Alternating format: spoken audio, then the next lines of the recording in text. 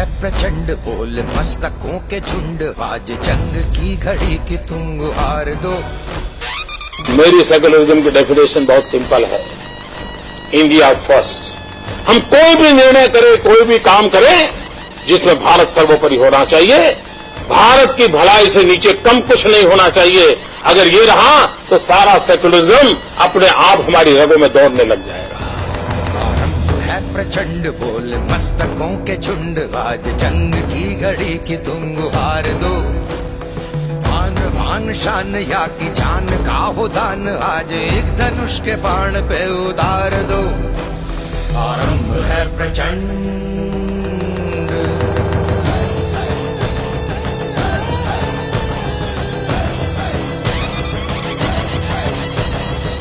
I belong to India, the Bharat, where our great traditions are there.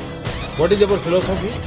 What we say that, ekam sat vipraha bahuda vadanti. Truth is one, sages call it in a different way. So we don't believe. We believe in a one God. We believe in a Vasudhaiva Kutumbakam. Whole world is family. This is in our DNA. This is in our genetic system. I belong to a culture which culture says the whole world is one family. सबका साथ सबका विकास, सबको जोड़ करके चलने से कैसे परिणाम आते हैं हमने करके दिखाया। विश्व की पुकार है ये भागवत का सार है कि युद्ध ही तो वीर का प्रमाण है। कौरवों की भीड़ हो या पांडवों का नीड़ हो, जो लड़ सका है वो ही तो महान है। 26/11 की घटना के समय आप इंचार्ज होते तो क्या कर सकते थे? पहली बात है, जो मैंने गुजरात में किया वो करके दिखाता। मुझे देर नहीं लगती। इंटरनेशनल प्रेशर है, उसका भी तो ख्याल रखना पड़ेगा सरकार को। इंटरनेशनल प्रेशर पैदा करने की ताकत आज हिंदुस्तान में 100 करोड़ का देश है।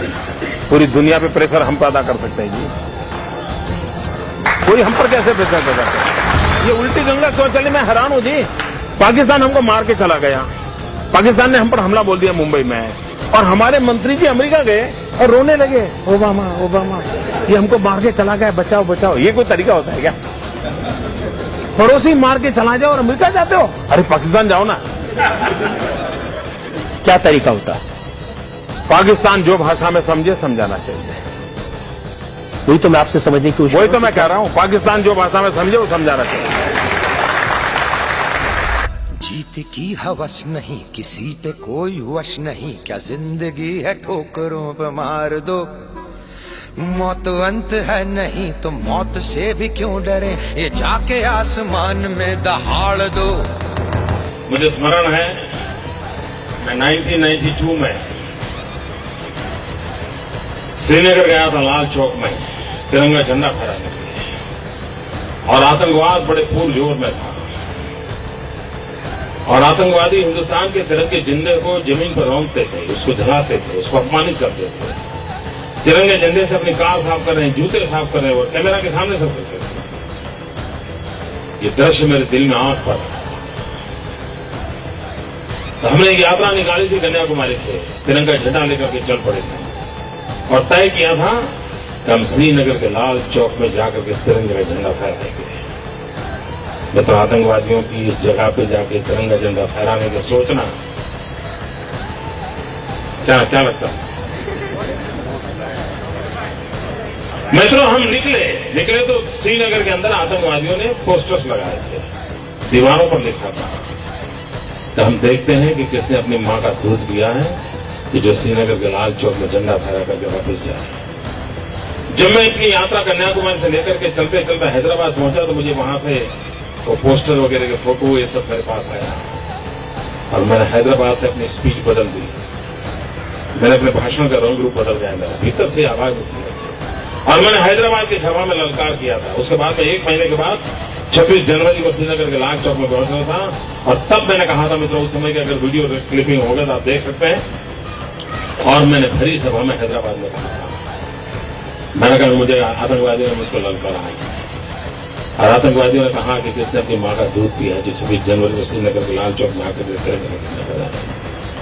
और तब जाकर के मैंने कहा था कि मैं 26 जनवरी को सुबह ठीक 11 बजे श्रीनगर के लाल चौक पहुंचूंगा। मैं बुलेट प्रूफ जैकेट पहन करके नहीं आऊंगा, मैं बुलेट प्रूफ गाड़ी में नहीं आऊंगा, हाथ में सिर्फ तिरंगा झंडा लेकर आऊंगा। और फैसला 26 जनवरी को श्रीनगर के लाल चौक में होगा, किसने अपनी मां का दूध किया।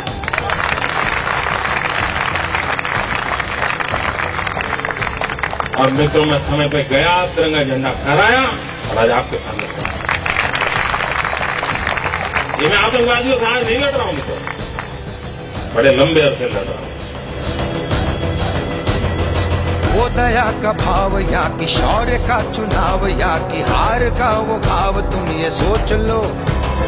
या कि पूरे भाल पर जला रहे विजय का लाल लाल ये गुलाल, तुम ये सोच लो।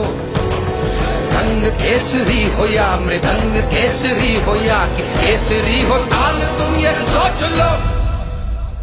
जो तमे जेने बेसाड़े थे ये मौत का सौदागर थे, तो भाइयों बहनों તમારું અપમાન નથી, જો આ ગુજરાતનું અપમાન નથી, જો આ 5.5 કરોડ ગુજરાતીઓનું અપમાન નથી।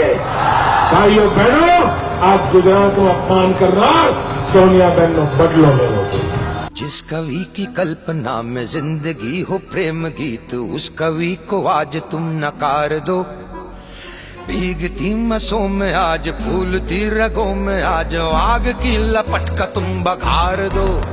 गुजरात एक छोटा सा राज्य है, हिंदुस्तान की तुलना में हम सिर्फ 5% हैं, एक कोने में है। लेकिन भाइयों बहनों, हमारा कमिटमेंट देखिए, दिल्ली की भारत सरकार का स्किल डेवलपमेंट का बजट 1000 करोड़ है, गुजरात जैसे छोटे राज्य का स्किल डेवलपमेंट का बजट 800 करोड़ रुपए।